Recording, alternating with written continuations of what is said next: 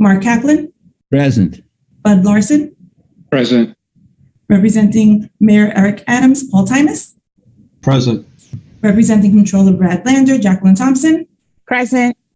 Oh, hi, We- Jack. We have a quorum. Hi. Okay, this is the typical meeting where we elect a chair and a secretary. So for the election of the chair, I'm going to turn it over to the secretary to conduct that nomination and vote. Can we have a motion for a nomination for chair? I I nominate. nominate Michael Spitzer. I second. Congratulations, Mike Spitzer. Thank you, everyone, for your vote of confidence. With that, I'll take over, and I'd like to have a nomination for secretary. And I'd like to make the nomination for Katrina Stauffer from the Controller's Office. I'll second it. Me too. Me too. I guess, once again, unanimous. This is also the meeting. This could be the Soviet Union. It's great. Da. This is the meeting of the year where we review and adopt the bylaws of the Audit Committee. So does anybody have any changes to the bylaws? Give me a second, Mike. There's something odd here. The statute says that we pick the auditor, and the bylaws don't. And I don't know which is which, but I'm trying to find my notes. So give me a minute, please. Why don't you go on? I'll find it. Well, like we live by the rules of the charter. Well, but if you go back into the, if you go back to the New York City Charter, it says the audit committee shall select a firm. And when you go back into the charter of the audit committee, it doesn't say that. Sounds like we advise. I don't care, but I think the lawyer in me says that we are bound by the statute. And I'd like to have a motion that we move the language from the charter into the bylaws, because I believe we control the bylaws. No, I understand that, but the charter overrides anything we do, doesn't it? Yeah. So if the charter says one thing and the bylaws say another, be obliged to do what the charter says. Correct. So we should change the bylaws then. No, that's what I'm saying. I'd like to have a motion that take the language from the charter to move it into the bylaws. Okay, I'm with you. If you're making the motion, Mark, I'll second it. Good. Is there any discussion that anybody would like to make about that, or I'll call for a vote and we'll do a roll call vote? If you don't mind, one more thing. There is something here that one of the advised the city. I can understand we advise the city of the selection. All right, that's not right, but it's suspension or withdrawal of authority delegated to an agency pursuant to subdivision H of section 93. As far as I know, I don't remember ever doing any of that. Have you? Do you remember? No, over the years, it was threatened a couple of times, but the audit committee has never done that or taken that action. And what that action basically does, it moves to the controller's office the review of all vouchers of an agency. Well, do we want to have something in here that says we should do something that we don't do? I mean, it's something we could do. We've just never done. If all of a sudden there was an agency for whatever it is, and there were big problems there, the audit committee could authorize the controller to take over processing, I believe, and review of all those vouchers. Okay, well, That's an authority we hope we never have to use. Correct. Okay, I'm okay with that. I always had to have something in a document that says you do something and then you don't do something for some reason.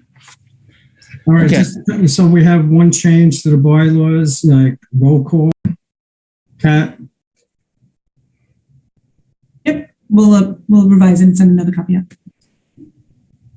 all right, so like I'll vote yes. Okay. Mark, Yeah, I'm okay with that. Bud, Yes. and Larian, Yes. send out the revised copy. Good, thank you. If there are no other comments or suggested changes to the bylaws, I'd like to make a motion that we adopt the bylaws for the upcoming committee year. I so move. I second it.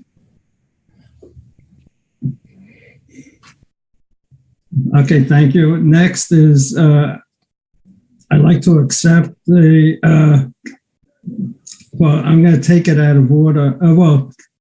The motion to accept the minutes of the January 26th, 2022 meeting. Let's I'm do it. okay with them, but there's a couple billions and millions in there that are incorrect. Yes. You're talking about the 112.6 billion? The big numbers after it. Yeah. Yeah, I mean, there's two or numbers. three places where we need to go back and carefully look at our billions and millions that they're out of line. Okay. But you can send me those, and Yeah, I'll try. I'll send you something. thank you. These are the minutes. All right, you do it. We don't need to hear from two of us. Yeah. And then the next item on the agenda is a motion to accept the annual report. Bear in mind, there was a revised annual report that was distributed by the controller's office. Page 3.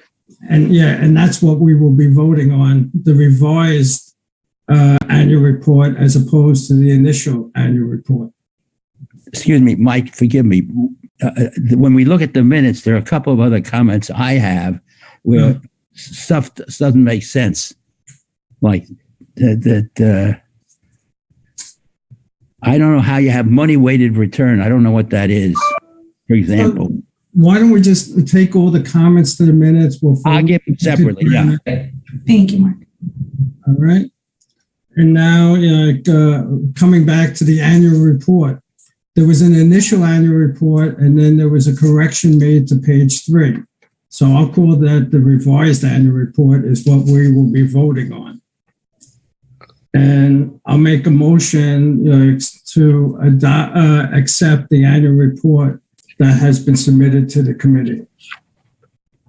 I'll second it. Okay.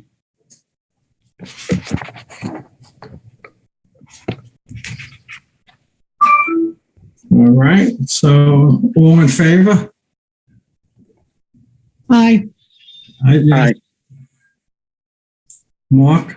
I'm looking here at the language is that we say here, based on representation of the auditors and its own review. It's not only the representation of the auditors, but we had a representation that. What page are you looking at? I'm looking at page 2 of 12. It says the committee reviewed and evaluated the audit approach and monitored the progress of the audit in the City of New York's financial statements that were performed by the city's CPAs based upon a representation from the auditors in his own review. Don't we want a representation from management that it was done in accordance with GAAP? That would be the rep letter that we reviewed. So it seems to me it's not only the auditors are telling us, it's management telling us. Mm-hmm.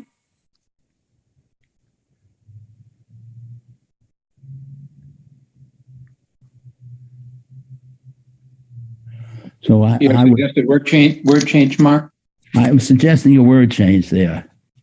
I think that would be because it sort of covered our behinds anyhow. I have no objection. Now, That the sounds other, okay to me. then on page 5, it says review and advise the independent audit plan for the city, except it's along the way, we looked at a lot of other audits. Do we want to say anything about that? They are all on the table in the back. I understand, but here we saw responsibility account. That was minor league.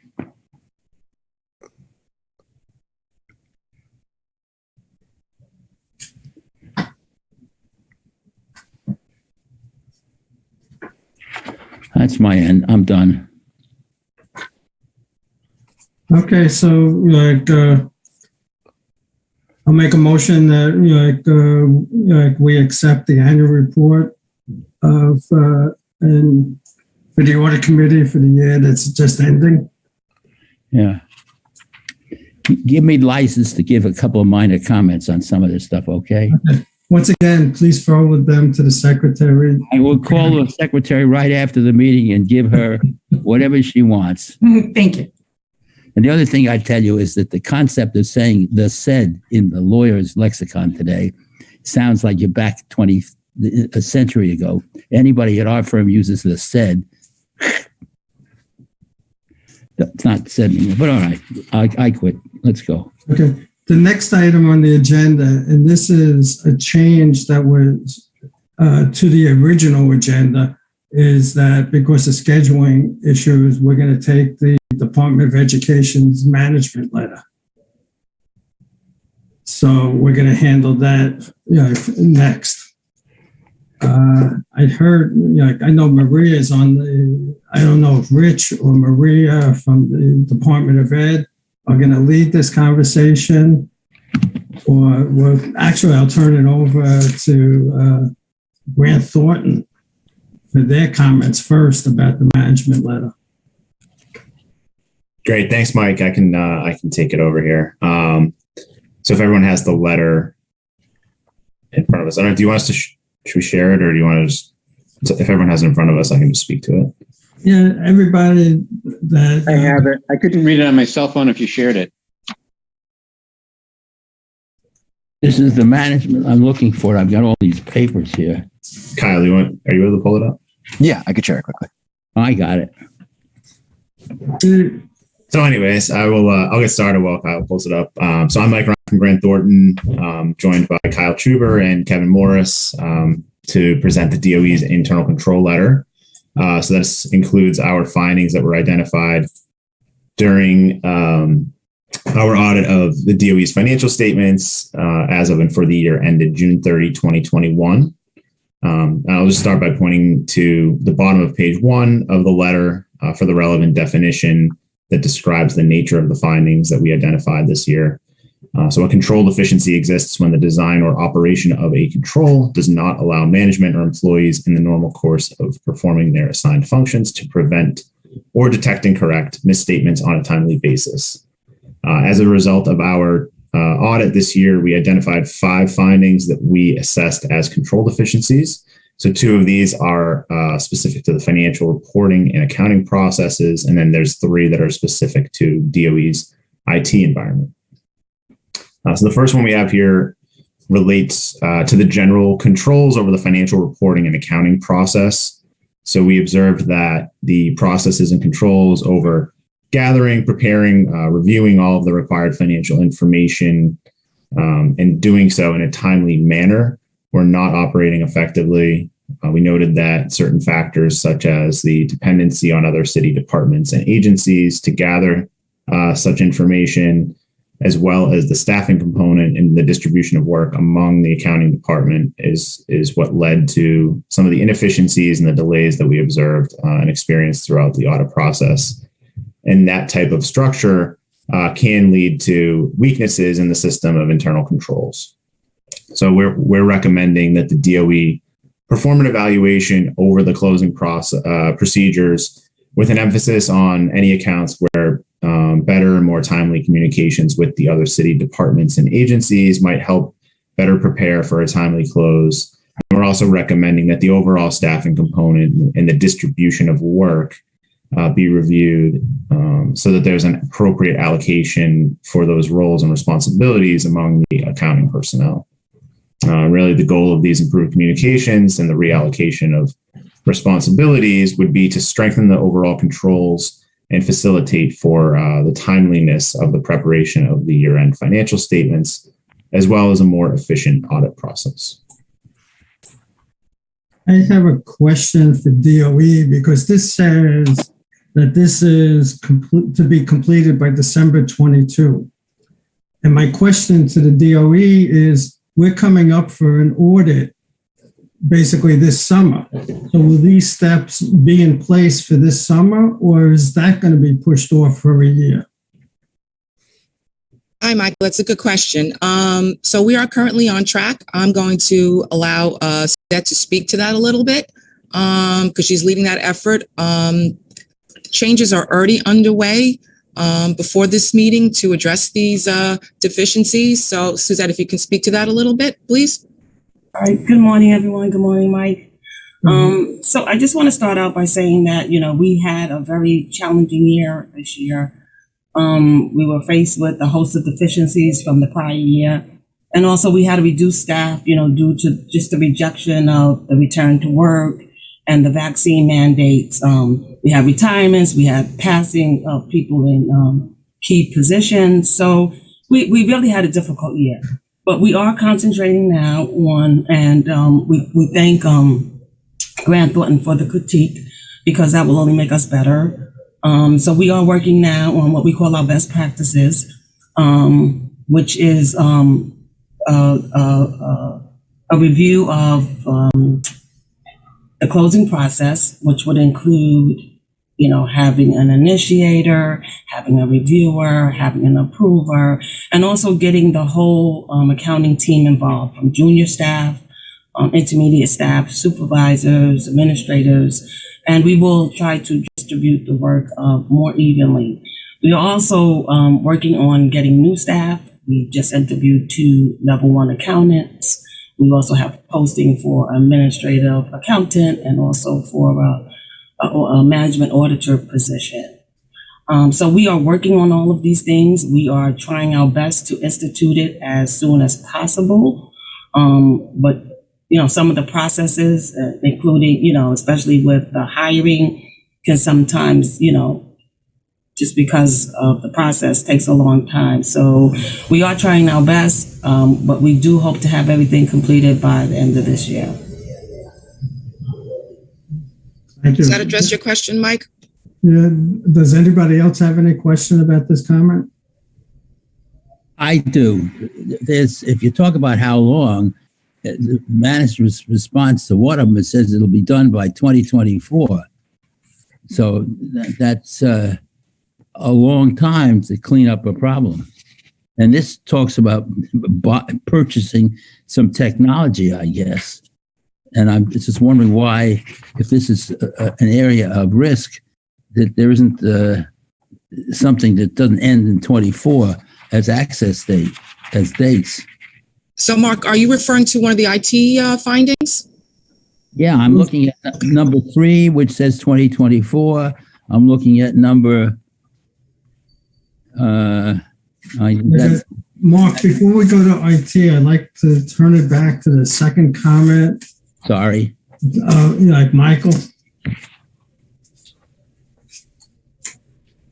Sure, thanks. So the second finding we have here is similar to what we've identified in prior years. Relates to the time entry system.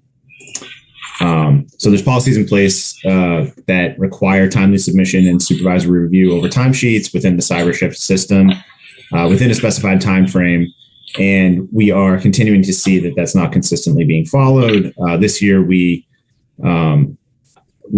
did follow-up testing because we had this finding in the past over a sample of employees with managerial positions to make sure that the policy was being followed. And one of the employees selected again this year approved their own timesheets, and a portion of the time was not being submitted according to the policy within that time frame. So, if the timesheets are not reviewed and approved within the specified time frame, it could create accounting issues as well as other issues if people are approving their own time entry. So we're recommending that DOE, continue to try to strengthen those controls and ensure that all employees' timesheets are submitted timely and that they're properly reviewed in accordance with the established policies. What happens to somebody who doesn't do it?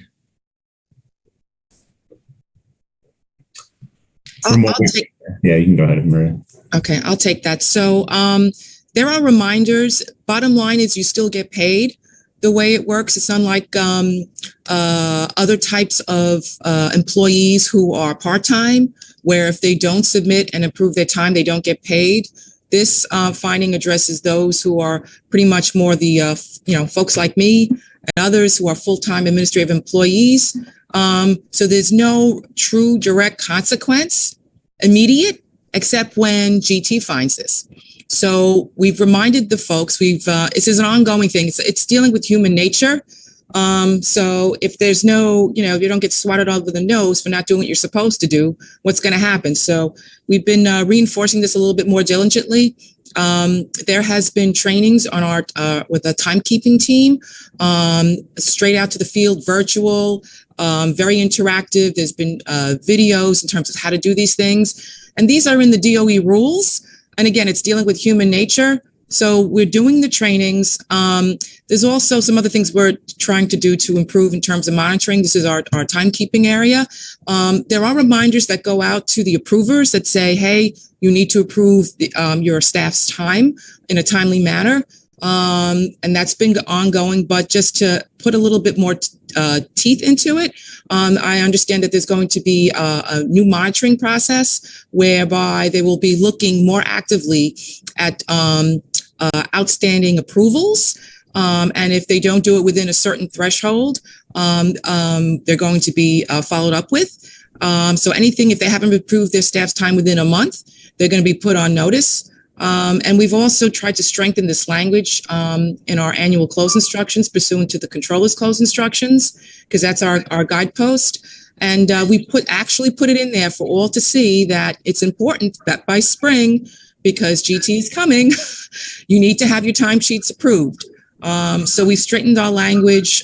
We've added additional procedures to enforce these timekeeping approvals, and we think that'll do some improvements. Rich, do you have anything to add to that?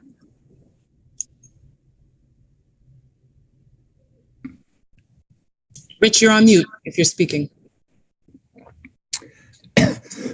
Yes, I'm on mute. No, I think you said it all. I'm not really clear on the employees being able to approve their own time. I know we had that conversation with GT. In fact, Will Martinborough, who manages that area, went over it several times. So that would be my own comment as it relates to one being able to approve their own time. I have a question as I'm reading it. Is this, approving your own time obviously is a problem, but in terms of the folks who work in the field and is that part of the problem? I mean, they just can't get to the office to do their timesheets or to get them approved? No, that's not an impediment. No. I think, I just think I don't want to say that people take, timekeeping for granted, but, there are times that, the payroll, we send out reminders to the supervisors, to the individuals that basically say, it's that time of the month to enter your time. And then we give them a couple of days. We send out reminders to the approvers. Please approve your employee's time. And sometimes they dismiss it. And I also noticed an improvement because I think the last finding was a few months where they noticed an issue with the time in which it was supposed to be approved versus the time that it was approved. It was like a month or 2 months. And I think we've done a better job. But to Maria's point, in addition to the reminders that the system generates, we're also going to send out reports to remind the supervisors, here's a list of employees that you haven't approved within the window of time. Please adhere to it. Plus what Maria said, the reminder in the closing instructions at the end of the year. Well, we can't be the only organization in the world with this kind of a problem. Have you talked to the auditors about suggestions how to improve this process? Because they must see it in lots of places. I know every single law firm in the world has the problem. Well, Mike, I don't know if you want to speak to this, but in general, Mark, what the auditors do is they point out what the weaknesses are, and they do general recommendations. I don't believe it's really management's responsibility to figure out how to strengthen the procedures. That was the recommendation, to strengthen the procedures. We're in the better position to determine how to do that. We're close to the work, so we took that to heart, and we found that improving the monitoring will be helping the additional training. So we did that. We're figuring out the how-to, and we should be able to complete those enhancements and improvements by the end of this calendar year. Okay. Are you guys doing anything to make it easier for the approvers to approve when they're outside the office? I mean, there's no technology that can help with that. For the approvers, I'm not sure. So what we tried to do is we tried to keep everything, the system in-house, because what we don't want are folks logging into the system when they're actually home. That would be a terrible weakness. Let me check into that. I'm not sure if for supervisors, they have the ability to approve from home, but or approve from the field. I mean, okay, I thought you meant from, okay. Yeah. Yes, they can. I Yes, don't they quite can. know what in the field means. I mean, they may be in another part of the department's, another building or something. Yes, if they're in another location, they can log into the system and approve. Yes, Right. to answer your question. Yeah, I'm assuming that this is going to be an item that Grant is going to look at this year as well. Till it goes away. Okay, thanks. Mike, do you want to address the IT comments or? Yeah, let me turn it over to Kevin. He's gonna walk us through the IT comments. Great, thanks, Mike. Good morning, everyone. There are 3 IT comments I wanted to talk about. The first is in privileged access within the security management domain, and there were really 2 parts to this. The first was around shared accounts. So we saw that there were 4 system accounts in support of the famous application that are shared between 2 individuals in IT. And the second part is around segregation of duties. So in essence, we saw a number of folks who were not in IT who did have administrative access to the famous application. And when we say administrative access, we mean the ability to add, modify, or delete users. So basically the reason for that is, and this is driven by the web security privilege level of access in famous, and that's because there are a number of business users that need to be supported throughout DOE, and that's the reason why there were a number of folks who were not in IT who had this ability to perform admin privileges. And if you scroll down a little, Mike, please. Basically, what management has done is went ahead and spoken to these individuals to enforce the fact that they should only be using this access to perform specific types of things, again, to support those business users. And they did, in fact, confirm that this access is logged on a daily basis, such that if management had to go back and look and see what had occurred, they could, in fact, do that. And then part C here is just around monitoring. So that we did not see any documented formal monitoring around this process.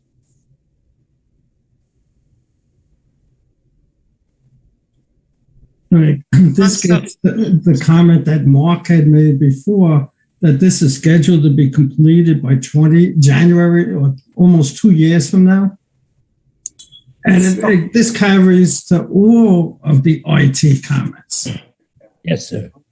So, Mike, we have our IT team here today. I see Dwight, Damon Waters, and also Desmond White. So we're going to ask them to comment, Sure. Answer your comment. Sure. Good question, Michael and Mark. And thank you for the introduction. This is Damon Waters, Chief Information Security Officer at New York City Department of Education. The reason for the long date is we're not only addressing it with just this family system, we're addressing it with all our applications, which we have over 400 of them. So that will take some time. It's not something we're going to be able to complete fully, but we'll probably be able to complete the ones for this particular system earlier.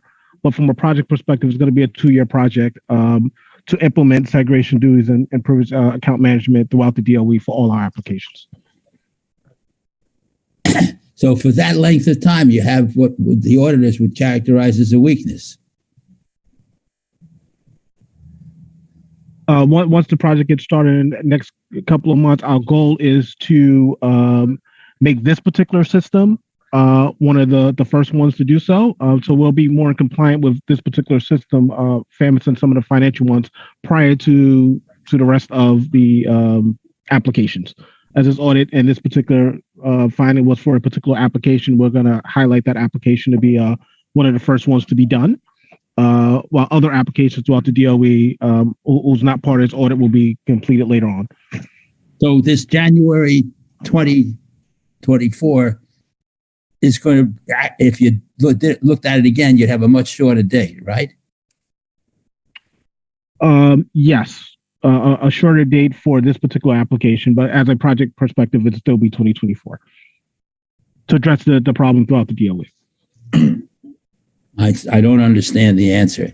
If I look at this, are we going to see the same comment next year on A, B, and C as it are this year? One is 2022, that's fine. But two of them talk about 2024. Is that going to be the same response, or are we going to get the same? Are you going to get the same comment from the auditors next year?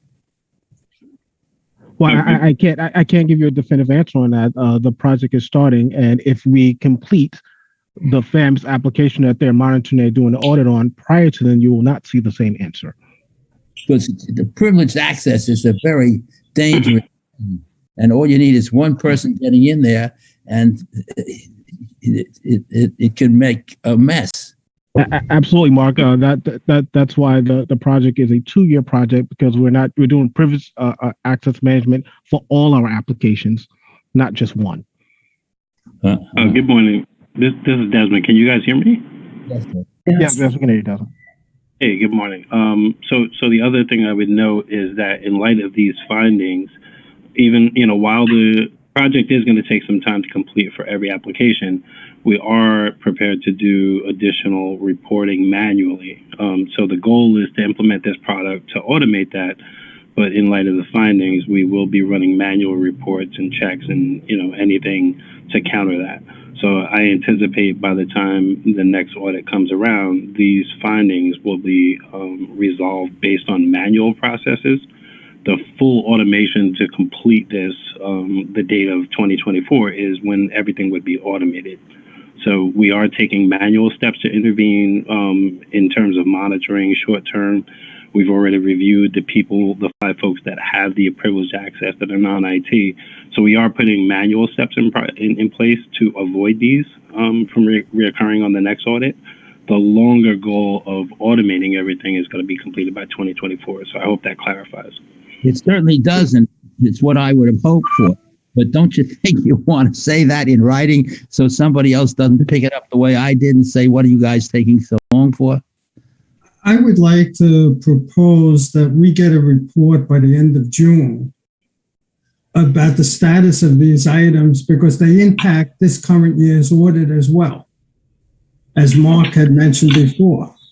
And basically saying that the project's going to end in 2 years, and then hear that some components are going to be finished earlier. I understand that. But the key here is that we, in looking at this report, at least I expect to see these same comments reappear in next year's management letter. So I'd like to get a report as to the status of what's going on about these items in 4 months. I think it's very comforting, Mike, to hear what we just heard, because it looks like management is addressing the problem. I know, but they'll be there this year and in a sense, even next year. I agree with you. So this is Maria. So Mike or Kevin, I know the audit is not going to start until I say in the spring. Can you comment on the feasibility of that and how we should approach it? I mean, Well, usually when we do the reports to the audit committee, should it go straight to the audit committee, Mike Spitzer, or should it go through GT? How do you want to do this? I would like to get a report from the DOE to the secretary of the audit committee as to the status of what steps DOE has made against all these comments. Okay, so direct to you. Yeah. You don't have to go straight. We don't have to go through GT. No, I mean, GT will get a copy of it, but Okay. it'll help them in next year's audit as well. Okay. Good. So Demond and Desmond we'll all work together to do that. And that would go on for all the IT comments as well as the non-IT comments.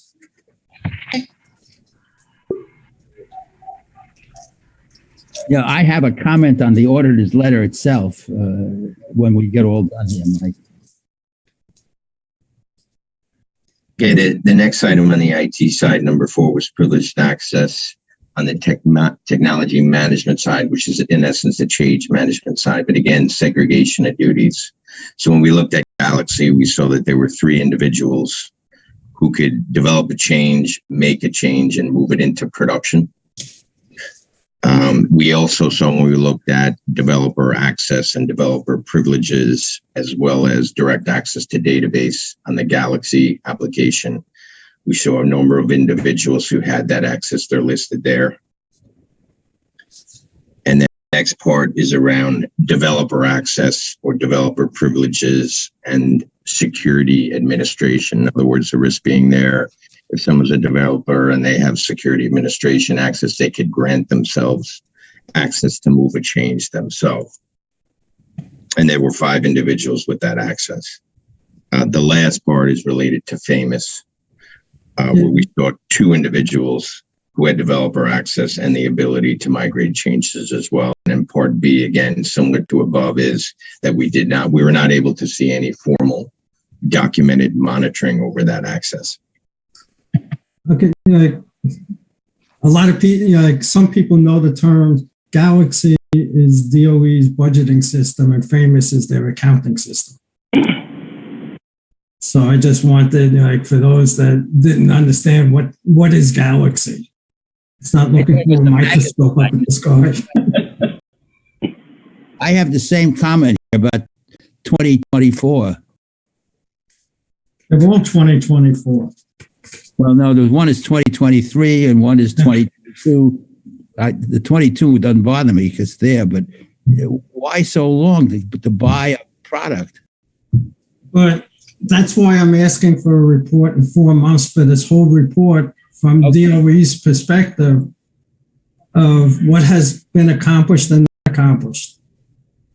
I think that, okay, I agree with that, obviously.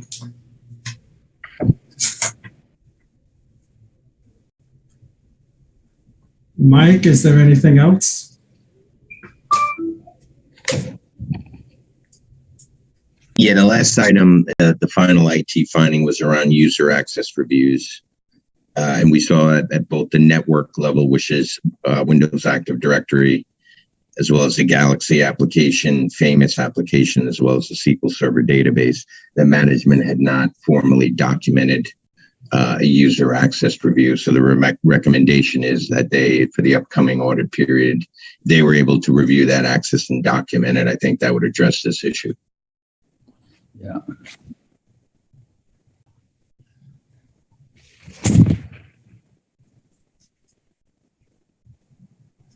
Yeah, Mike, that's all. And that's all we had. That's the 5 findings. Okay, thank you. And Go back, if I could, for 1 second, Mike, yeah, to the first paragraph on the second page of the Grant Thornton letter. There's a word here that DOE remains focused on preparing accurate financial information. The expediency of preparing such information is limited. Expediency is not the right word for that.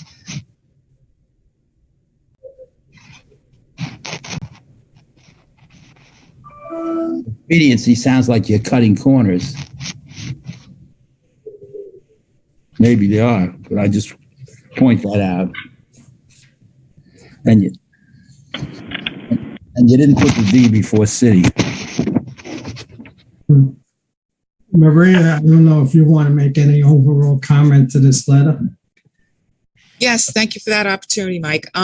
So what a difference a year makes. You say 4 months, to us, that's almost like, you compare dog years to human years, it's almost like 4 weeks. But we have come a long way. If you recall, when we met before to go over the internal control findings last year, we had material weaknesses. Through a lot of hard work, blood, sweat, and tears. That's no longer the case this year, but there's always room for improvement. And that's why, as Suzette alluded to earlier, we appreciate the audits. It's one of these things. It's one of these guarantees in life: death, taxes, and I like to add audits. It's kind of like going to the doctor. It's, you may not like to do it. You got to do it every year, and it's good for your health. So this is good for our financial health and our overall operational responsibilities. So we always take these to heart. I'm hearing now that, there's a more concern in terms of getting things done timely. We always try to treat our findings, our corrective actions with urgency. That's something that's done throughout the DOE. We're pretty big, so sometimes it takes a lot to make change, effective change, but we're always trying to improve things. And we don't know what's wrong until, we know about it sometimes. Sometimes we know internally, sometimes we know from the audit. So we take all these findings to heart. We do treat them with urgency. But like I said, our goal is to make improvements. We've come a long way since last year. We got beat up a little bit, but we learned, we grew, we changed, and we improved. And that's always going to continue. We like to take a deep breath with the 2 weeks vacation that we haven't had for 2 years. But, I'm thankful for the audit. I'm thankful for the audit committee's perspective and keeping us on our toes, because that's what oversight's all about. So thank you. And we will definitely be providing that report to Katrina and you by June 30th, right? Yes. Okay. And thank you. Thank you. And I also want to recognize, and I'm happy that some of the comments from last year are not repeated this year, especially the material weaknesses. Amen. So, I applaud that your efforts in not having them repeat themselves. Thank you. Okay. Thanks. Thank you. Thanks, and good luck to everyone. Thank you. Okay. Thank you. Thank you. Thank you. Thank you. Bye-bye. Next up on the agenda, and we will be the school support services. Could you please identify yourself and your auditors? Good morning. My name is Brooke Jenkins Lewis. I'm the CFO of New York City School Support Services. Our auditors were Mark Spaneth, led by Warren Ruppel and Philip. We also have with us Stephen Brennan, who is the executive director, as well as our counterparts from the DOE, John Shea and Philip Napolitano.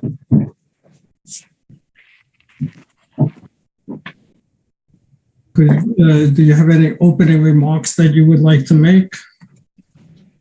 Yes, at that point, I'll hand it over to Stephen Brennan, our executive director. Thank you. Good morning. As everyone knows, it's been a difficult couple of years for everyone. And since our major asset is dealing with labor, it's been extremely hard to keep things going the way we have, but we've done it. And again, we keep hitting all the goals and deadlines that the DOE has set for us. Thank you. In regards to our audit, we had another clean audit, our 4th year in a row. Just striving to keep up and keep consistent with our practices and controls and any, recommendations, that aren't deficiencies from the auditors, if there are any.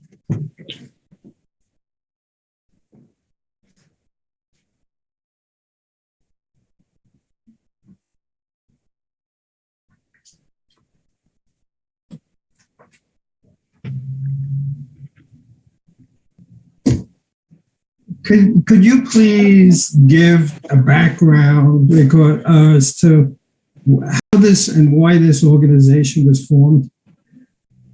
The organization was formed to take labor from being hired as a small company by the custodian engineers and create a large pool of labor where all items were dealt with over the entire city equally. So before you'd have, for argument's sake, 800 individual employers hiring people doing things the way they thought it should be done, as opposed to now having it all centralized and handled by New York City School Support Services. Does that answer your question?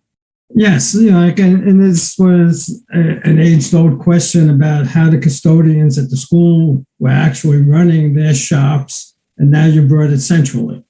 Yes, sir. And we've also provide all of the data almost on an immediate level. Before, most things were handled by paper. Now everything is electronic. The DOE can review how labor is being used, hours being used. It's a much more efficient system. Did you eliminate some of the more egregious practices that occurred at the various schools, like the right that after a certain number of years to take the Jeep home? That was done many, many, many years ago, and that really didn't fall under our purview, but those items have been addressed, and that probably goes back into the early 2000s when those items were addressed. At that time, I was chairman of the audit committee of the Board of Ed, so I used to raise hell about that. Understood.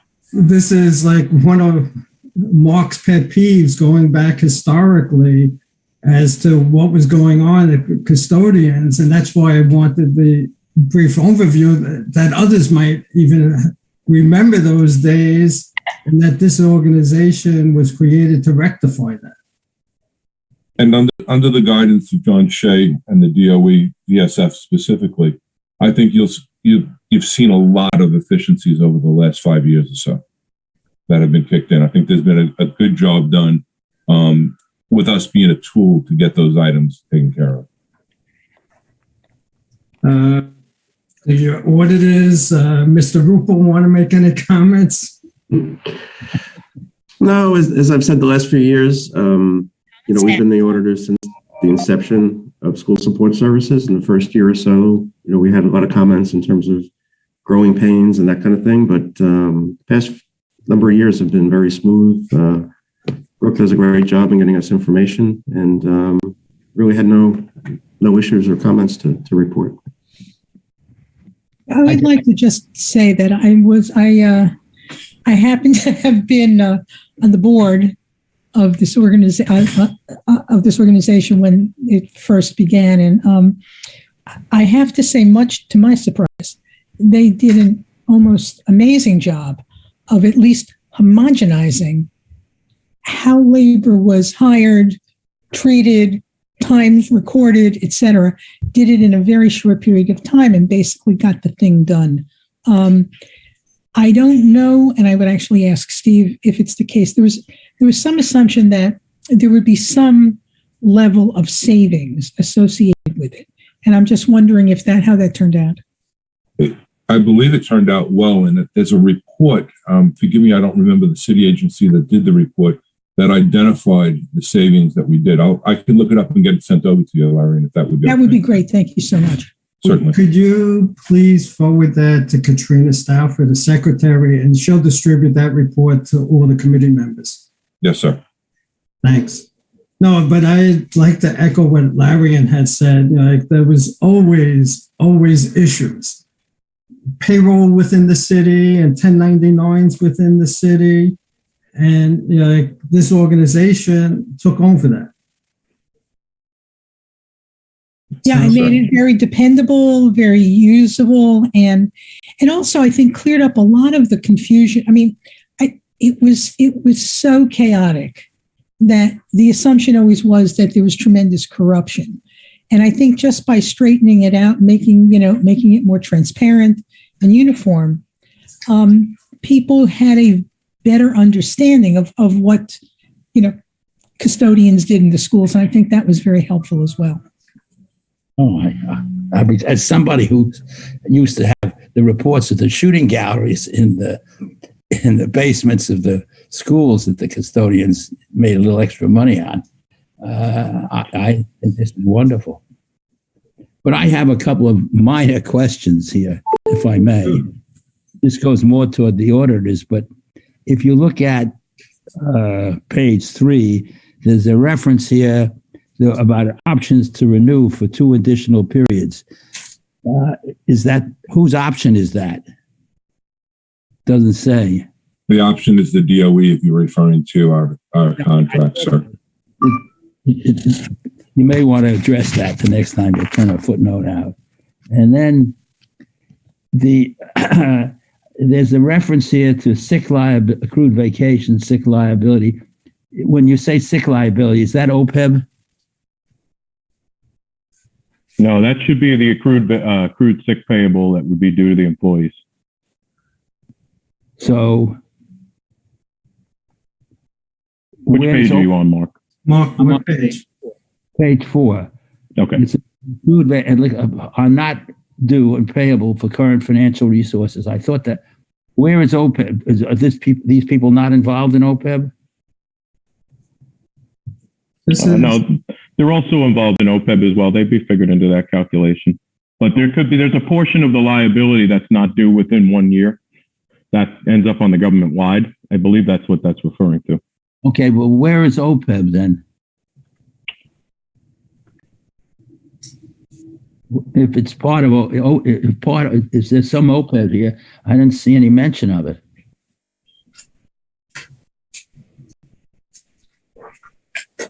Have I missed it? I'm taking a look. Sorry. At least I didn't see the word OPEB. Yeah, I don't think there's OPEB. Yeah. So when you're thinking about retiree healthcare benefits and those types of benefits, that's not provided here. Okay, so these people don't participate in the OPEB thing the way everybody else in the city does. Is that it? They're covered by a separate union contracts, right. Yeah. Where their pension is covered by them and their medical health benefits are covered by them. Okay, and that so unlike OPEB, then the city sets up a reserve for this and funds it, or what? Or is it pay as you go? If I might, I'll address that. We pay it on an hourly basis by the amount of hours the employee works, and it's paid into the pension fund and the health fund as required by our contract with them. There's a prevailing wage law in place for that. So it's unlike OPEB, which is a big liability, but the city isn't obligated to because the legislature. So you don't have something like the OPEB that goes to the other. The economic benefit may be the same, but you don't have an OPEB-like plan. Is that No. it? No. Okay. That's a big thing. We are not city employees, so our unions that we deal with are 32BJ 94, and any post-employment benefits, with the exception of the accruals, are handled by them. I got you. Thank you. I'm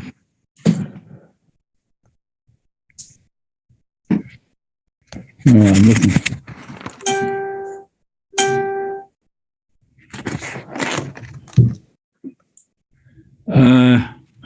Now, if you turn to page 19, there's a reference that you obtain the actuarial value measured at such and such a date. So you don't talk about what the actuary valued. It says you obtained an actuarial valuation measured up 2 dates. Well, it's in the paragraph before that. Right. I understand. So maybe you should say tie them together, but just they're not clear. And then when we look at the document here, is there anything that the virus did that affects the assumptions that you have here, the rate of return, the mortality rates, and that sort of thing? That would have been, I believe, are you referring to the pension itself, sir, the Siegel report? Yeah. I've seen other reports like this where somebody says something about the what the virus may have done to rates of return and that sort of thing? I haven't seen a report like that. Maybe Warren has or Philip has. No, I think anything like that. No, I mean, I think the rates that are used by the actuaries have a long-term perspective. So, Okay. Yeah. Let me raise another question then, if I may. Page 21 indicates the target allocation and long-term rate of return, and you have hedge funds in at 3.3%. Is that all you expect out of hedge funds? Many others, people put it in as much higher numbers. I think that they're utilizing the management of the funds themselves. They're utilizing real numbers that we're getting back. And as Warren had said before, they're leveling this out over 5 to 10 years. No, I understand that. I've lived with hedge funds my entire life, and I've never seen anybody who says the only rate of return you get out of a hedge fund is 3%. Consider you're in a lockup and all sorts of things. They're usually put into a portfolio because they have a higher return than the stock market. This may be a real estate section. I'd have to look at it specifically to give you an exact answer. Well, hedge funds at 3% would dismay an awful lot of people I know in the business. I won't reference the ARC fund then, that has been pretty much going in a negative way, but there's a lot of issues going on out there. The whole idea of and first of all, a lot of funds that call themselves hedge funds aren't hedged. So it's become a misnomer. But I just think that number is low. I mean, it's the overall rate that they put against the pension that we really focus on. No, I understand that. So you look at, but your target allocation is 10%. You only expect to get 3% out of it. And the domestic equity is twice that, almost. That's hardly a comment of the auditors, but you got somebody who used to be in the business, so.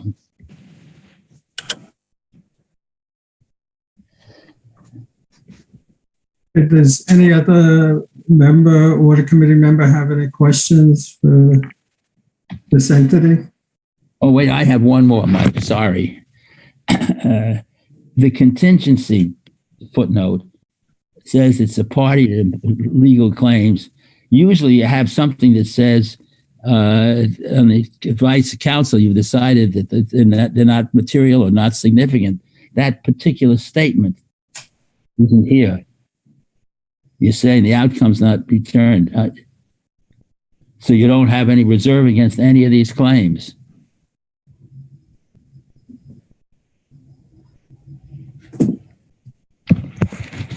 I didn't have a chance to go back and look at others where the city people are saying that the amount is not material. Yeah, I think that's a different, we send legal letters out, and if the amounts can't be determined, then we can't say that they're not material. So that's amount they can't be determined, but they don't have a material impact on the company. We've seen those, Warren. We're maybe not expected to have a material. I mean, any legal claim would fall through the reimbursement from the DOE. So it would be a kind of an in and out on this organization. All the more reason to state that there's no liability here. Yeah, I mean, we'll work with Brooke and address the language next year. I'm going to try. I have other little comments, but not worth it. Okay, if there are no other comments, I'd like to thank you all for coming, and good luck in the future. Thank you. Thank you. Have a great day. Thank you. Next up is the New York City Educational Construction Fund. Mike? Yes. Can I lost a few people on on the attendance, and I'm left with somebody named JD. I don't know who that is. Send in the auditors to find out. Good morning. This is Jennifer Maldonado. I'm the CEO of the Educational Construction Fund. Thank you. Hi, good morning. Before you begin, Camille is identifying as a person who has a name of JD. So could you please identify yourselves for the attendance for the minutes? This is John Shea from the DOE. I'm not sure JD is still on, and I'm pretty sure that was JD Cruz from the Department of Education who works for us in our finance division. Okay, thank you. Okay, and there was a Nathan. I don't know who that was either.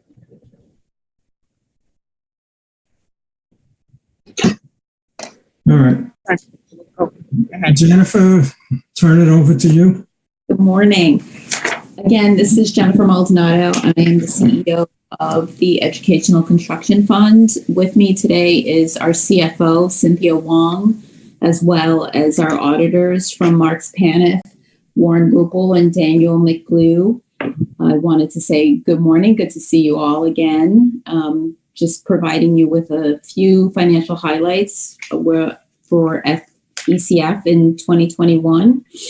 In front of you, you have our annual report and our financial statements, which speak to the fact that this fund generated approximately $13.7 million in fiscal year 2021 in its operating income.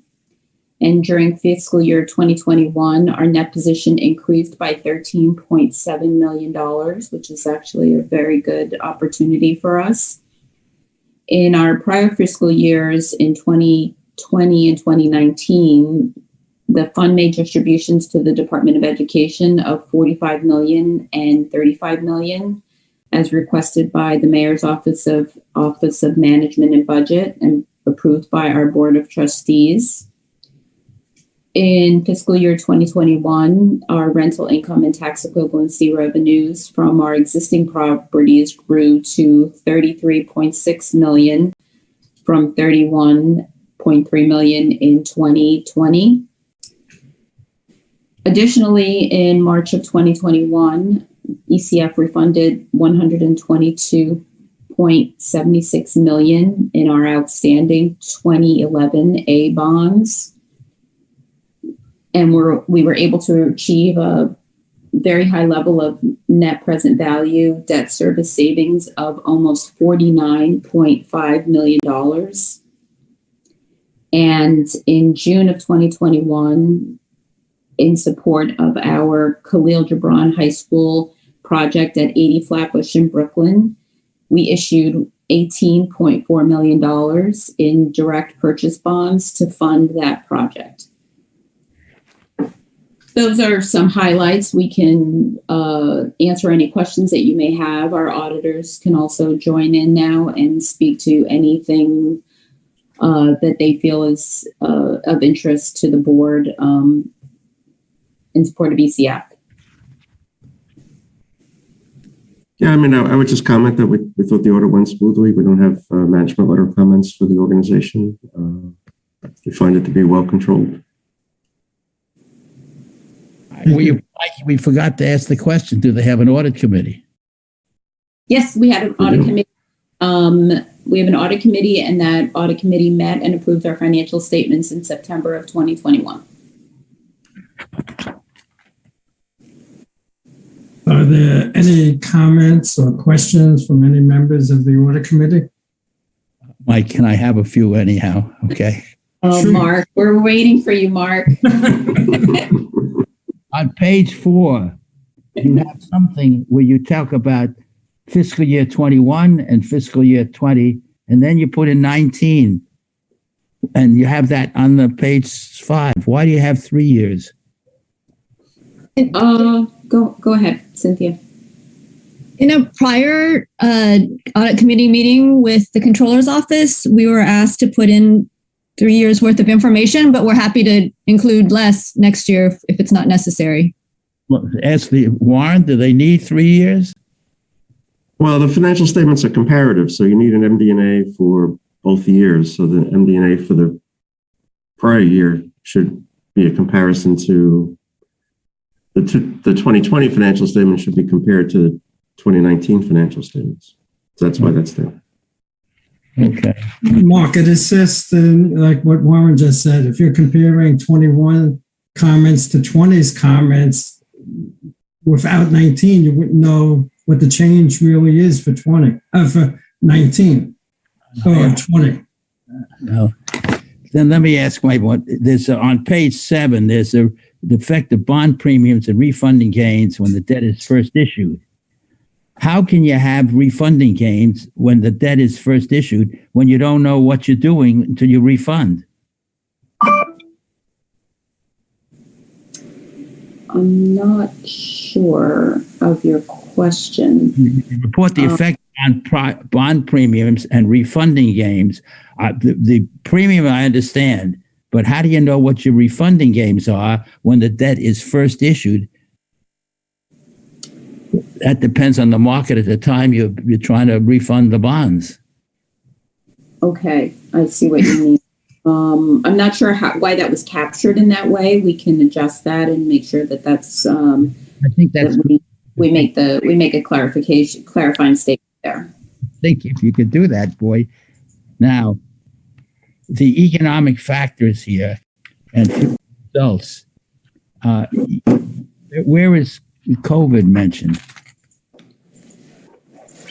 Oh, I don't think that Warren, can you speak to that? I think we mentioned it in our last audit, but we did not make mention of it in this audit, correct?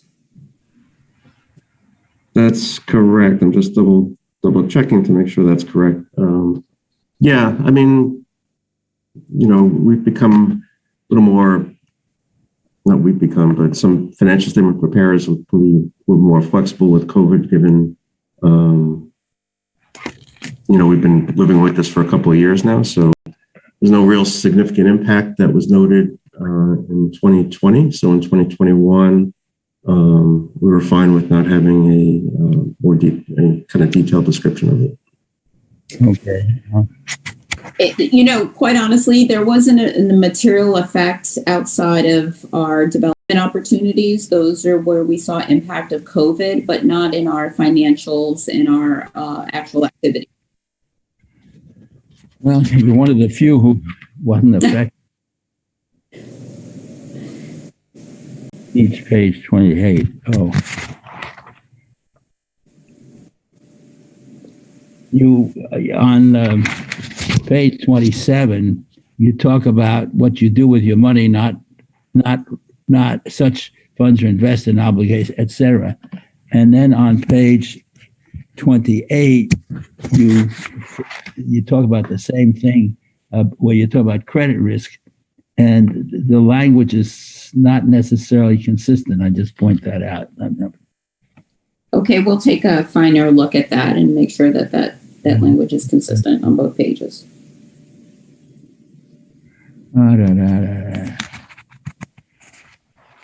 I quit, Mike.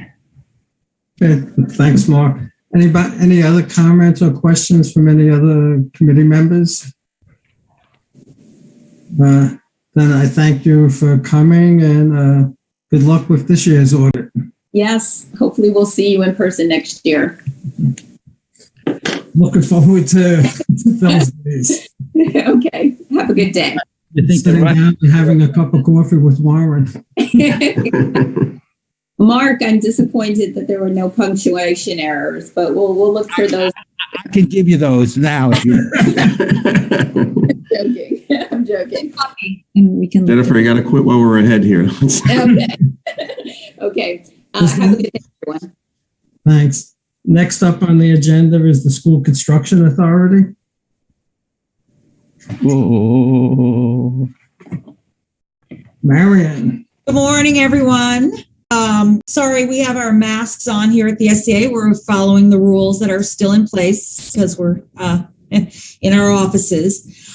So today, I think you know me, Marianne Egri. I'm Vice President of Finance and Human Resources. Today we have Iwen Wang, who is our Director of Accounting Operations, and then we have our auditors, who you've just seen, Warren Marks Panis. So we have Warren Rupel, and we have Dan McCalwee. Just a couple opening statements. So fiscal year 21 for the SCA was the second year of our 7th 5-year plan. Currently, that plan totals $20.6 billion. And in 2021, we committed $3.3 billion. That part of that, we awarded construction contracts for 22 new schools with a construction value of $1 billion. And we awarded construction contracts for capital improvement projects for 453 capital improvement projects. In September, this past September, we opened 11 new schools, adding over 3,700 seats to the school system. And we currently have in construction 58 new capacity projects and 539 capital improvement projects. And we're on track to open 29 new schools this coming September, which will add over 8,000 new seats. So I think we had a clean audit this year as well as in prior years. So I just will, turn it over to you to see what questions you may have. Mark? Okay.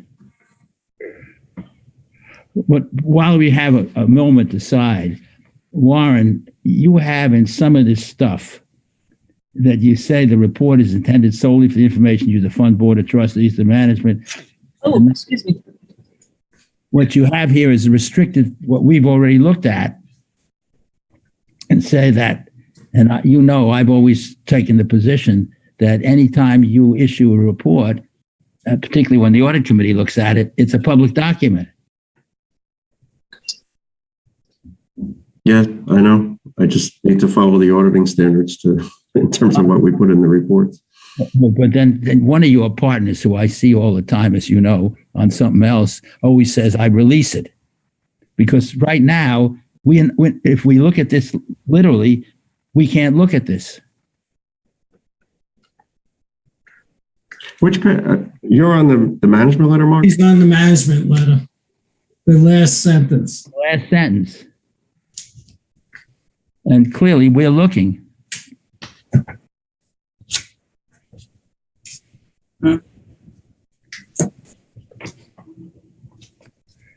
I have this. But before we get to the management letter, is there any comments about the financials by anybody? Are we looking at SCA now, or yes, SCA's financials? Mark just raised a question about the audit, the management letter. Okay. And I'd like to handle that after we finish the financials. Yeah, I just had a couple of questions for you, Marianne. Are you handling pre-K, the expansion of pre-K and 3K differently? Because I'm looking and I didn't see any discussion of that. Well, what do you mean by differently? No, it is part of our program. Yeah. So we have actually most of the pre-K is done. There are a couple here and there, but the 3K is a huge initiative that really was given to us in full force last March of 2021. Mm-hmm. And so we have a very large effort underway for the 3K. But no, it's not. It's no. But what I'm saying is, do you? I don't find it here like mentioned or listed or discussed.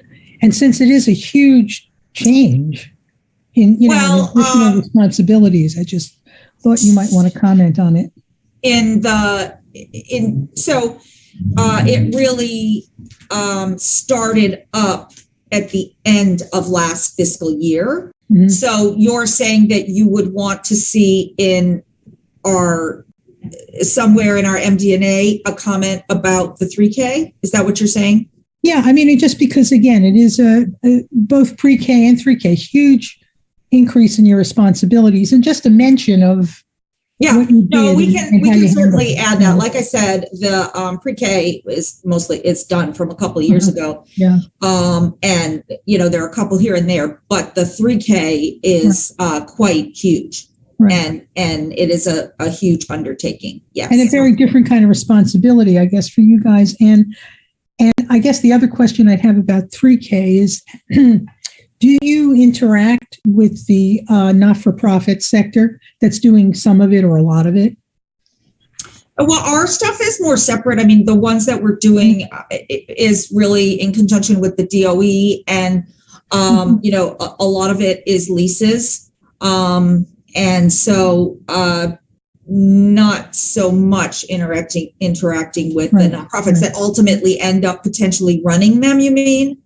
Yeah, basically. Yeah, no. You build the facilities or lease them and they use them. Is that, do I have that right? Yeah, exactly. So that is similar to the way that we, would typically be working. Yes. Right.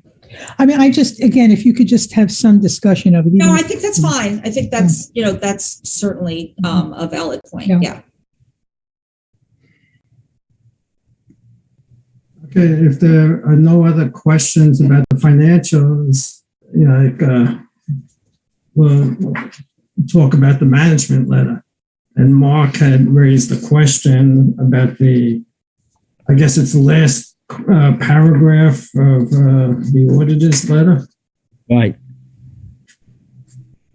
Yeah, I mean, this is in all of our letters. I mean, I guess we could expressly grant the city audit committee permission to read the report, I guess.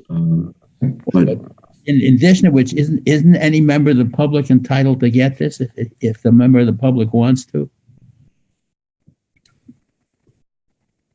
If we read it, don't we make it a public document effectively? Well, this is, in a sense, yes, because this is a public meeting. Yes. So it's being webcast as we talk. Well, I'll leave it to the auditing lawyers to see if I can modify any of the language here, because we're engaged by SCA or any of these other entities, and we report to them. So we don't like to create privity to other people by giving them, naming them as parties to use here. Warren, each of these letters gets to the audit committee. Correct.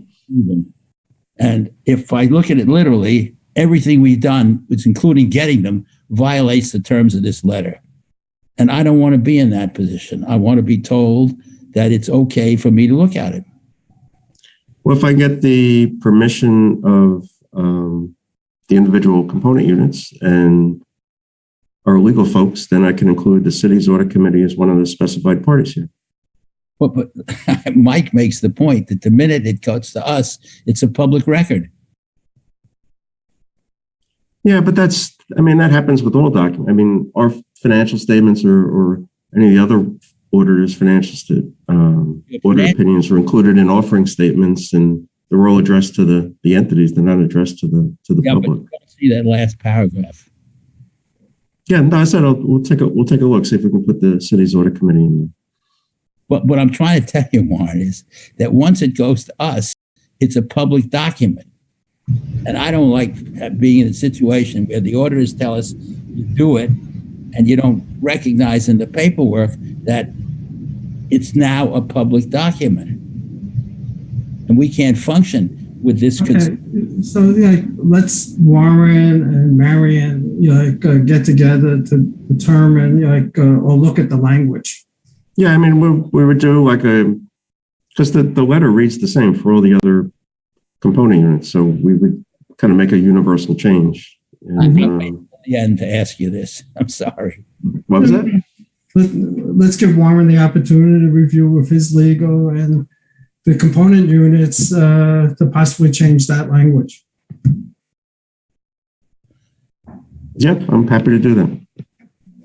Thank you. Are there any comments, Warren, do you want to address, because this is really the only management letter, any comments that are in here or the overall? No, I mean that we've had some technology recommendations in the past. Those have been addressed, and there was one remaining item relative to the business continuity plan, which involves some testing, which was already kind of completed. So, in terms of management letters, there's really nothing of substance to report here. The disaster recovery was ongoing through 21. And yes. And in fact, we're still in the process of the business impact analysis had been scheduled to be completed in January of 2022.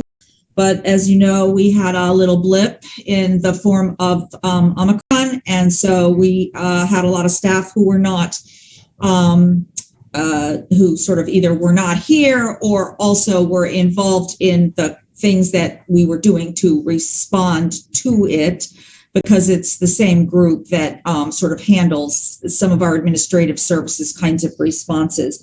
So we have picked up after January ended and life is a little bit more back to normal.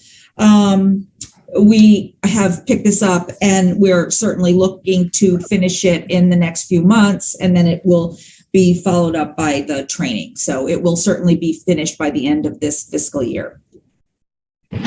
So I'm looking back at your footnotes, and I'm looking at what you said about the virus. And is there enough said in the footnotes about the virus impact, having some impact or no impact here? I can't find the section, if it exists at all. DNA. But you just had an impact.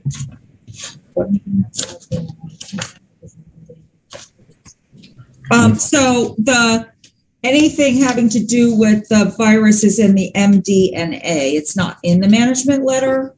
No, I know that. I'm looking at the management. I'm looking at the MD&A. Okay. I can't find it, but if it's there, that's fine. Yeah, it's on page 4. Oh, that's right. Page 4.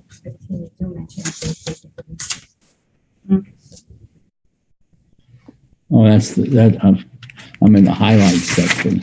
So it's in page 4, right under results of operations at the top. Okay. Thank you. Okay. if there are no other questions or comments about the management letter or the financials, I'd like to thank Marion and her staff for coming, as well as your auditor, Mr. Rupo. Yeah, while we were, I'll go back on the advice I gave Jennifer not to quit while you're ahead, but while we were talking, Dan did some research on the restriction, and just to put your mind at ease for the current usage, the instructions say that sentence restricts the use of the letter is required by, and they quote the auditing standard, alert that restricts the use of auditor's written communication. And it says, though restricted in use, letters issued in connection with the audit of a governmental unit may be a matter of public record. So it can be a public record even though it's restricted in use. I don't know if that helps you or not, but it confuses the issue to me. Well, that's good. So it's not just that we're making this stuff up. It's in the auditing standards, but we'll still address the question. I have been through this with Mike, your partner, many times. I'll see how he got around it. He says I waive it at each meeting. But okay, I'd like to thank everyone, Marion, Warren, and your respective staffs for coming. Back to the agenda, since there's no executive session, I'd like to have a motion to adjourn. Motion to adjourn. Mike, before we adjourn, can we just confirm the next meeting date? We have it tentatively for March 23rd. Thank you, everyone. It was a pleasure seeing you, and hope to see you next year in person. Wouldn't that be nice? Take care. Yes, with no masks. Thank you. Bye-bye. I have March 23rd open and, scheduled for the next meeting. It's okay for me. Great. I can't get my machine to help me here. Okay.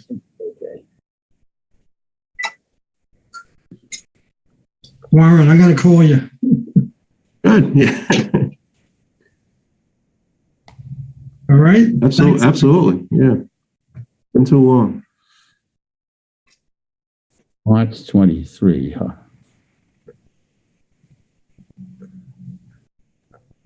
It's okay with me. It's unanimous.